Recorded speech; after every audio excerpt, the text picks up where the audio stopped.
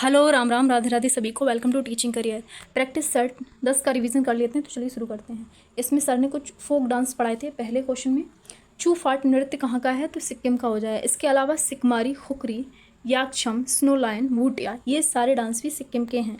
Waste Bengal में वृत और गंभीरा है। उत्तराखंड में चोलिया और चंचारी नृत्य है। हरियाणा में गुग्गा, लूर, धमाल और खोरिया जैसे डांसों को परफॉर्म किया जाता है। अगर हम कुछ और डांसेस की बात करें तो होजागिरी संगराई त्रिपुरा का है। कोजागिरी महाराष्ट्र का है। कुकी, मोडसे, तितली, जोलियांग नागालैंड का हो जाएगा। चेराफ, हुल्लम, चेलम, खाटम मिजोरम के हैं। थंगटा जो एक मार्शल आर्ट है। इसके अलावा लाई हरोबा, पुंगचोलम, ये मणिपुर के हैं। मार्शल आर्ट की जननी बोला जाता है कलारीपयट्टू को, जो केरल की मार्शल आर्ट है। तापू पोपिर, चालो, वांचो, ये सब अरुणाचल प्रदेश के हैं। लाहो, नोक्रेम, वांगला, वहदिंगक्लम, सादशुक, ये सब मेघालय के हैं। और फिर लिखा है झुमरा, वग्रुम्बा, खेल गोपाल, अंकिया नाट असम के हो जाएंगे। इसके अलावा कानोई, हो बंजानाई, ये भी असम के ही डांस हैं। बिहू तो आप सब जानते ही हैं। फिर लिखा है एमजी पुरस्कार जो संगीत के फील्ड में दिया जाता है कौन सी सरकार देती है? तो नागालैंड गवर्नमेंट देती है। इसके अलावा कल्याणमणि, माँ ऊपर लिखा है, ठीक है, कल्याणमणि पुम्पुहार तमिलनाडु के द्वारा दिया जाता है। कुमार गंधर्व अवार्ड 1992 से शुरू हुआ था, एमपी की सरकार देती है। कालिदास अवार्ड एमपी के द्वारा दिया जाता है। तानसेन संगीत समारोह एमपी में होता है। इकबाल पुरस्कार एमपी देता है। और जनकचारी अवार्ड कर्नाटका के द्वारा दिया जाता है। नंदी पुरस्कार आंध्रा के द्वारा दिया जाता है। ये सब संगीत के क्षेत्र में है। देवदास स्मृति पुरस्कार छत्तीसगढ़ के द्वारा दिया जाता है। शास्त्रीय नृत्य का राष्ट्रीय पुरस्कार अभिनंदन सरोजा अवार्ड को बोला जाता है। अभिनंदन सरोजा एक भरतनाट्यम की जो है नृत्यांगना थी और पद्म भूषण इन्हें 2013 में दिया गया था। नेक्स्ट क्वेश्चन है फोडोंग मठ कहाँ है? मोनेस्ट्रीज आ गई हैं, बुद्धिस्ट से रिलेटेड होती हैं ये। तो फोडोंग मठ, रूमटेक और लिंगडम ये सब सिक्किम में देखने को मिलेंगे। तवांग मठ भारत का सबसे बड़ा मठ है जो अरुणाचल प्रदेश में है। माई ड्रोलिंग मोनेस्ट्री उत्तराखंड में है। ताबो की गोम्पा नाको मोनेस्ट्री हिमाचल प्रदेश में है। वेलकुम्पे इसको नॉम ड्रोलिंग भी बोलते हैं, कर्नाटका में है। धूम मोनेस्ट्री आपकी वेस्ट बंगाल में देखने को मिलती है। और दीक्षा भूमि मोनेस्ट्री महाराष्ट्र में है। अलची गोम्पा जम्मू कश्मीर में है। हेमिस टिक्से मोनेस्ट्री लद्दाख में है। इसके अलावा केसरिया स्तूप आपको कहाँ देखने को मिलता है? वो बिहार में हो जाएगा। फिर लिखा है बिम्स्टेक का हेडक्वार्टर ढाका में है। स्टैब्लिश हुआ था 6 जून 1997 को। बैंकॉक डिक्लेरेशन भी इसे बोला जाता है। इसके मूल सदस्य 4 थे, लेकिन अभी प्रेजेंट टाइम पर और भी सदस्य इसमें ऐड हो गए हैं। तो बांग्लादेश, इंडिया, श्रीलंका, थाईलैंड, ये 4 सदस्य थे मूल। उसके अलावा भूटान 2004 में जुड़ा, ठीक है। फिर इसमें सारे सदस्य देख लेते हैं, India, Myanmar, Nepal, Sri Lanka, Thailand और बांग्लादेश। जनरली जब क्वेश्चन पूछा जाता है कि बिम्स्टेक के सदस्य कौन सा नहीं है तो उसने मालदीव दे देता है, तो मालदीव नहीं है, ठीक है। फिर लिखा है अंतर्राष्ट्रीय योग दिवस 21 जून को मनाया जाता है। उत्तरी गोलार्ध का सबसे बड़ा दिन होता है 21 जून को। यूएन द्वारा यानी कि यूनाइटेड नेशन द्वारा 11 दिसंबर 2014 को ये पारित किया गया था। यूएन में सबसे कम दिनों में इस जो अंतर्राष्ट्रीय योग दिवस है इसको पारित किया गया था, केवल 90 दिनों में। जो फर्स्ट जो योग दिवस मनाया गया था वो 21 जून 2015 को मनाया गया था और उस टाइम इसकी थीम थी सद्भावना और शांति के लिए योग। फिर लिखा है 2025 में इसकी थीम है yoga for one earth and one health. योग नगरी ऋषिकेश को बोला जाता है। और बात करें इंटरनेशनल शरणार्थी दिवस रिफ्यूजी डे 20 जून को मनाते हैं। इंटरनेशनल ओलंपिक डे 23 जून को मनाते हैं। इंटरनेशनल वर्षा वन दिवस 22 जून को मनाते हैं। 22 जो तारीख है बहुत इंपॉर्टेंट है। 22 फरवरी को मनाते हैं विश्व चिंतन दिवस। 22 मार्च को मनाते हैं वर्ल्ड वाटर डे। 22 अप्रैल को मनाते हैं वर्ल्ड पृथ्वी दिवस। 22 मई को मनाते हैं बायोडाइवर्सिटी डे और 22 जुलाई को मनाते हैं ब्रेन डे। फिर लिखा है नेक्स्ट क्वेश्चन है फुटबॉल में गोल लाइन और पेनल्टी स्पॉट के बीच की दूरी होती है 12 गज की। 2 गोल पोस्ट के बीच की दूरी होती है 7.32 मीटर। गोल पोस्ट की ऊंचाई होती है 8 फीट। मैदान की लंबाई होती है 90 से 120 मीटर। मैदान की चौड़ाई की बात करें तो 45.91 मीटर होती है, 91 मीटर होती है। मैच की अगर ड्यूरेशन की बात करें तो मैच कितने समय का होता है? 90 मिनट का होता है। इस 90 मिनट में 45 मिनट के 2 स्लॉट खेले जाते हैं और बीच में 15 मिनट का ब्रेक होता है। इसमें जो टाइम है वो एक्सटेंड भी किया जा सकता है 30 मिनट, ठीक है। फिर लिखा है फीफा जो कि फुटबॉल से संबंधित जो भी ट्रॉफीज उन्हें कराता है, तो फीफा का हेडक्वार्टर कहाँ है? ज्यूरिख में है। स्थापना हुई थी 1904 में पेरिस में और भारत फीफा में शामिल हुआ 1948 में। अखिल भारतीय फुटबॉल महासंघ 1937 में स्थापित किया गया था। कुछ ऑटोबायोग्राफी हैं और उनके लेखक हैं। तो अनडिस्प्यूटेड ट्रुथ है माइक टॉसन की। Standing my ground Matthew Hayden की है। The soul of butterfly Muhammad Ali की हो जाएगी। फिर लिखा है क्रॉसिंग द बाउंड्री, ये केविन पीटरसन की है। सिक्स मशीन क्रिसगेल की है, ठीक है। फिर लिखा है both feet on the ground David Beckham की है। नो स्पिन सेन वॉन की है। ट्रू कलर्स एडम गिलक्रिस्ट की है। At the close of play Ricky Ponting की है। मूवमेंट रोनाल्डो की है। How I play golf Tiger Woods की है। रे ऑन द राइज ये हो जाएगी एंड्रयू साइमंड्स की। फिर लिखा है पीएम की नियुक्ति होती है, ऐसा कौन सा आर्टिकल कहता है? आर्टिकल 75 कहता है। जो राष्ट्रपति हैं वो इनका अपॉइंटमेंट करते हैं, और जो हमारी काउंसिल ऑफ मिनिस्टर है वो उसके बारे में आर्टिकल 75 का कैपिटल ए कहता है। महान्यायवादी के लिए आर्टिकल 76 है। पीएम के कर्तव्यों के लिए आर्टिकल 78 है। राष्ट्रपति के नाम से कार्य माने जाएंगे लोग, ये जो जितने भी हैं, तो 77 आर्टिकल ऐसा कहता है। जो मिनिस्ट्री ऑफ काउंसिल है कलेक्टिवली रिस्पॉन्सिबल होगी लोकसभा के लिए, ठीक है। मिनिस्ट्री ऑफ काउंसिल होगा, एक गलत लिख किया है, उसके लिए माफ़ करें। इसके लिए आर्टिकल है 75 का क्लॉज 3। मिनिस्ट्री ऑफ काउंसिल जो है राष्ट्रपति के प्रशासन पर्यंत कार्य करेगी, ठीक है। फिर लिखा है नेक्स्ट क्वेश्चन है पीएम अपॉइंटेड नियुक्ति किसके द्वारा की जाएगी? प्रेसिडेंट के द्वारा। 10वें क्वेश्चन में सेम जो ऊपर वाले पॉइंट थे वही दिए थे दो, तो मैंने नहीं लिखा है। कौन पीएम बनते समय राज्यसभा का सदस्य था? पीएम बनते समय तो इंदिरा गांधी जी थी, ठीक है। फिर लिखा है किसी भी सदन के सदस्य नहीं थे जो पीएम बने थे, तो वो पीवी नरसिम्हा राव थे। कभी सदन नहीं गए जो, वो चौधरी चरण सिंह थे। पीएम का शहर किसे बोला जाता है? प्रधानमंत्रियों का शहर प्रयागराज को। युवा पीएम थे राजीव गांधी। बुजुर्ग पीएम थे मोरारजी देसाई। पहले कार्यकारी पीएम थे गुलजारी लाल नंदा। नेक्स्ट लिखा है यूएस जाने वाले पहले पीएम थे नेहरू जी, और 9 नंबर के पीएम एट प्रेजेंट जो हैं वो हैं मोदी जी। फिर लिखा है आईएनसी अधिवेशनों को छुट्टियों का मनोरंजन किसने कहा? कांग्रेसों के जितने भी अधिवेशन हुए उनको बोला छुट्टियों का मनोरंजन है, तो लोकमान्य तिलक ने बोला था। आईएनसी को भीख मांगने वाली संस्था बोला अरविंद घोष ने। शिक्षितों का राष्ट्रीय मेला बोला है लाला लाजपत राय ने। कांग्रेस बुलबुले के साथ खेल रहा है ऐसा बोला था बिपिन चंद्र पाल ने। अल्पसंख्यक वर्ग बोला है डफरिन ने, और कांग्रेस के लोग पदों के भूखे हैं ये बोला बंकिम चंद्र चटर्जी ने। फिर लिखा है नेक्स्ट गणपति पर्व किसने शुरू किया था? तो बाल गंगाधर तिलक ने 1893 को ये शुरू किया था महाराष्ट्र में। छत्रपति शिवाजी उत्सव भी महाराष्ट्र में होता है, 1895 से शुरू हुआ। भारत का बेताज बादशाह बोला जाता है लोकमान्य तिलक को, ठीक है।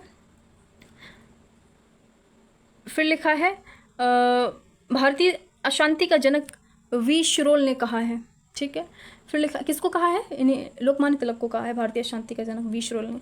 समाचार पत्र थे इनके तिलक जी के मराठा जो इंग्लिश भाषा में था, केसरी जो मराठी भाषा में था। मराठा से कंफ्यूज नहीं होना है, मराठा इंग्लिश भाषा का है। इनकी किताबें हैं Arctic home of Vedas, Tilak ji की किताबें हैं। गीता रहस्य मांडले जेल में इन्होंने लिखी थी ये गीता रहस्य। होम रूल लीग चलाया था इन्होंने बेलग्राम अप्रैल 1916 में, और इनकी डेथ हो जाती है 1 अगस्त 1920 को।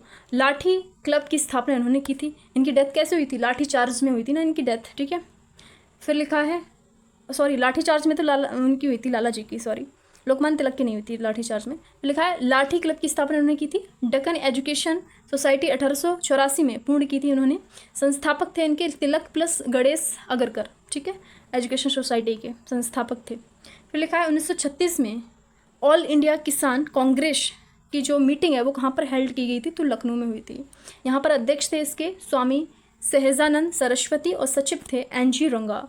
भारतीय कम्युनिस्ट की किसान शाखा इसकी स्थापना हुई थी 26 दिसंबर को कानपुर में, और इसके जो महासचिव थे जो SV भट्टे थे। अवध किसान सभा 1920 में हुई थी। बाबा रामचंद्र यहाँ पर जो है इसके संस्थापक हैं। ब्रिटिश वस्तुओं के बहिष्कार का सुझाव दिया था कृष्ण कुमार मित्र ने 13 जुलाई 1905। फिर लिखा है जो बंगाल विभाजन है उसकी घोषणा हुई थी 19 से 20 जुलाई के बीच में 1905 में।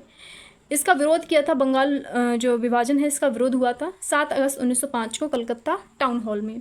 लागू हो गया था बंगाल विभाजन 16 अगस्त 1905 से। स्वदेशी आंदोलन इसको बोला गया, नाम दिया गया स्वदेशी आंदोलन, और दिल्ली से इसको लीड कर रहे थे सैयद हैदर रजा, पंजाब से लीड कर रहे थे लाला जी, ठीक है। नेक्स्ट क्वेश्चन है वन के प्रकार हैं और उनके जो वन हैं वो कौन कौन से इलाके में हैं, तो उनका इलाका लिखा है, एरिया लिखा है। उष्णकटिबंधीय आर्द्र पर्वतीय जो वन है वो तराई क्षेत्र में पाए जाते हैं।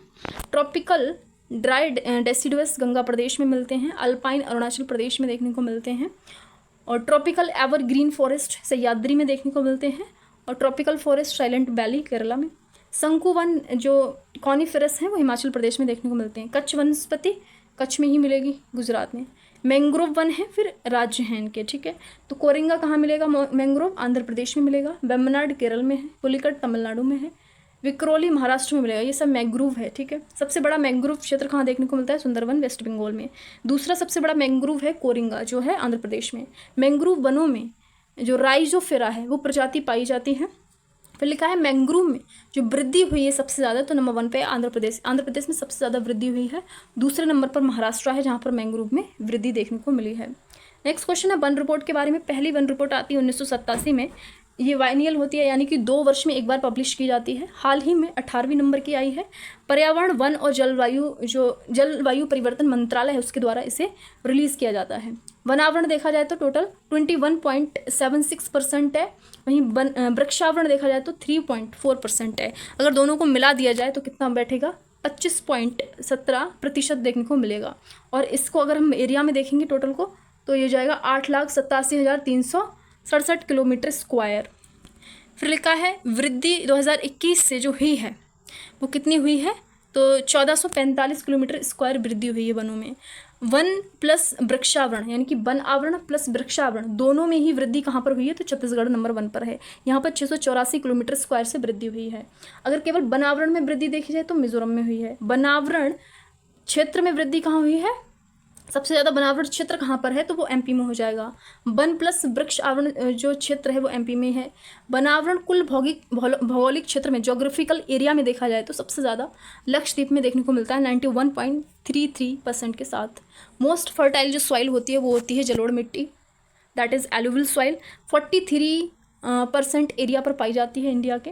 जलोढ़ मृदा जो है इसमें नाइट्रोजन कम होती है, ह्यूमस कम होती है, पोटाश ज़्यादा होता है, चूना ज़्यादा होता है, ठीक है। जो पुरानी एलुवियल सॉइल होती है उसको बोलते हैं बांगर, और जो नई एलुवियल सॉइल होती है उसको खादर बोलते हैं। फिर लिखा है major size of economy most widely, that is GDP. स्वतंत्रता के समय जीडीपी जो भारत की थी वो 2.7 लाख करोड़ थी। अभी देखी जाए यानी कि 2025 के देखी जाए तो आईएमएफ के द्वारा रिलीज़ की गई है 4.3 ट्रिलियन डॉलर भारत की जीडीपी। एनएनपी जो है वो एनएनपी कैसे निकलता है? GNP minus depreciation. फिर लिखा है जीडीपी एफसी की फुल फॉर्म क्या है? तो जीडीपी तो है ग्रॉस डोमेस्टिक प्रोडक्ट, इसकी हो जाएगी gross domestic product at factor cause. FC का मतलब फैक्टर कॉज। इसी प्रकार से यहाँ पर जीडीएफसीएफ का फॉर्म वो क्या है फुल फॉर्म? तो gross domestic fixed capital formation, ठीक है। फिर लिखा है राष्ट्रीय आय की गणना सीएसओ करता है, सेंट्रल स्टैटिस्टिकल ऑर्गेनाइजेशन, केंद्रीय सांख्यिकी संगठन। स्टैब्लिश होता है 2 मई 1951 को और कार्य जो शुरू करता है गणना 1955 से। स्वतंत्र भारत में पहली गणना की गई थी 1948 से 49 और वाणिज्य मंत्रालय द्वारा की गई थी पहली गणना, लेकिन बाद में इसे वाणिज्य मंत्रालय द्वारा नहीं किया जाता, इस एसओ द्वारा किया जाता है। राष्ट्रीय आय की गणना का पहला प्रयास जो है दादा भाई नौरोजी ने किया था। धन निकासी का सिद्धांत इन्हीं ने दिया था। इनकी बुक हो जाएगी poverty and un-British rule in India. London में 1901 में ये बुक इनकी पब्लिश हुई थी। इन्होंने निकाली थी जो पर कैपिटा इनकम भारत की वो 20 रुपये थी, ठीक है। 1867 से 68 के बीच इन्होंने बताई थी। 340 जो करोड़ रुपए थी वो नेशनल इनकम इन्होंने बताई थी। पहली वैज्ञानिक अगर गणना देखी जाए तो नेशनल इनकम की तो 1931-32 के टाइम पर हुई थी। राष्ट्रीय ग्रामीण स्वास्थ्य mission national rural health mission 2005 में शुरू किया गया था। नेशनल अर्बन हेल्थ मिशन 2013 का है। नेशनल हेल्थ मिशन 2013 का ही है। फिर लिखा है पीएम जन आरोग्य योजना 23 सितंबर 2018 को लॉन्च की गई थी। राष्ट्रीय डिजिटल स्वास्थ्य मिशन 15 अगस्त 2020 का है। भौतिक राशि जो दूरी है ना वो कभी ऋणात्मक नहीं होती। फिर लिखा है वेग क्या होता है? इक्वल टू विस्थापन बटे समय। सदिश राशियाँ बल, त्वरण, वेग, आवेग, संवेग, विस्थापन, चुंबकीय आघूर्ण, प्रवणता, ये सब सदिश राशियाँ हैं। सदिश राशियाँ वे होती हैं जिनका परिमाण और दिशा दिया हो। अदिश राशियों में आयतन, ताप, समय, ऊर्जा, द्रव्यमान आदि चीज़ें आती हैं। फिर नेक्स्ट क्वेश्चन है पोटेशियम का, अगर ऊपर वाला जो होता है वो एटॉमिक मास होता है, दैट इज़ जो डिनोट किया जाता है कैपिटल ए से, और नीचे वाले को जेड से डिनोट करते हैं, ठीक है। जो एटॉमिक नंबर होता है उसको जेड से डिनोट करते हैं। अगर हम बात करें जेड की तो Z is equal to proton equal to electron, ठीक है। लेकिन हम बात करें ए माइनस जेड की यानी कि एटॉमिक मास माइनस अगर हम कर दें उसमें से एटॉमिक नंबर को, तो वहाँ पर हमें न्यूट्रॉन की संख्या मिल जाती है। तो यहाँ पर जो कुछ सवाल दिए थे सर ने, इनको हम माइनस कर लेंगे। कार्बन का अगर हम माइनस करेंगे 12 में से 6 तो 6 बचेगा। 6 क्या हो जाएगा, न्यूट्रॉन की संख्या हो जाएगी। इसी प्रकार से हम सोडियम, कैल्शियम इन सब का निकाल लेंगे। फिर लिखा है नेक्स्ट क्वेश्चन है, प्राणियों का सबसे बड़ा समूह होता है ऑर्थोपोडा। 10 लाख के करीब इसमें प्रजातियाँ होती हैं। उदाहरण के लिए तिलचट्टा, झींगा, केकड़ा, मक्खी, मच्छर, ये सब इसमें आते हैं। 3 कोशिकीय हृदय यानी कि 3 चैम्बर्स पाए जाते हैं किसके हार्ट में, तो ये मेंढक का हार्ट होता है। 2 अलिंद और एक जो है निलय पाया जाता है। कंगारू, चिड़िया, चमगादड़ इन सब में 4 चेंबर पाए जाते हैं। मधुमक्खी में 5 चेंबर पाए जाते हैं। कॉकरोच में 13 चेंबर पाए जाते हैं। उभयचर प्लस सरीसृप में ज़्यादातर क्या सब में ही 3 चेंबर पाए जाते हैं। इसका अपवाद है मगरमच्छ, ठीक है, मगरमच्छ में 3 नहीं पाए जाते। फिर नेक्स्ट क्वेश्चन है, शास्त्र रामानुजन पुरस्कार, रामानुजन अवार्ड जो है 2024 का मिला है अलेक्जेंडर डन को। इसकी शुरुआत होती है 2005 से। अब कुछ अवार्ड लिखवाए थे सर ने 2025 के। तो पृथ्वीजर अवार्ड लिउ जियाकुन को मिला है जो चीन के रहने वाले हैं। महाराष्ट्र भूषण अवार्ड राम सुतार को मिला है। रामसर अवार्ड जयश्री को मिला है। डिजिटल परिवर्तन अवार्ड 2025 आरबीआई को मिला है। Gold mercury award Dalai Lama को मिला है। दलाई लामा भारत में कब आए थे, 1959 में, ठीक है, और 1989 में इनको भारत रत्न भी दिया गया। प्रवासी भारतीय पुरस्कार सैयद अनवर खुर्शीद को दिया गया। महाराजा हरि सिंह अवार्ड मनोज सिन्हा को मिला है। ट्रकोमा फ्री इंडिया हो चुका है, घोषित किया है WHO ने, वर्ल्ड हेल्थ ऑर्गेनाइजेशन में। और ट्रकोमा किससे संबंधित बीमारी है, तो आँख से संबंधित बीमारी है। मलेरिया उन्मूलन का जो लक्ष्य है इनका 2030 है। टीबी का टारगेट जो एंड करने का है 2025 और HIV के लिए 2030 है। कालाजार के लिए 2023 था। फिर लिखा है दूसरा तितली विविधता जो केंद्र बना है नेशनल पार्क, वो कौन सा है, यानी कि सबसे ज़्यादा जो है तितली कहाँ पाई जाती है, पहले नंबर पर नामदफा है, ठीक है, अरुणाचल प्रदेश का नेशनल पार्क। दूसरा सबसे जो विविधता वाला कौन बन गया है तितली की पॉपुलेशन में, तो वो हो जाएगा काजीरंगा। काजीरंगा असम में स्थित है। 1974 में स्थापित किया गया था, यानी बना था नेशनल पार्क, और 1985 में इसको यूनेस्को में भी लिस्टेड किया गया है। अगर हम सर ने जो होमवर्क दिया था वो था मुकुर्ती नेशनल पार्क और इंतांकी नेशनल पार्क। मुकुर्ती तमिलनाडु में है, इंतांकी नागालैंड में देखने को मिलता है। तो ये थी हमारी क्लास। Thanks for watching. मिलते हैं नेक्स्ट वीडियो में। Bye bye.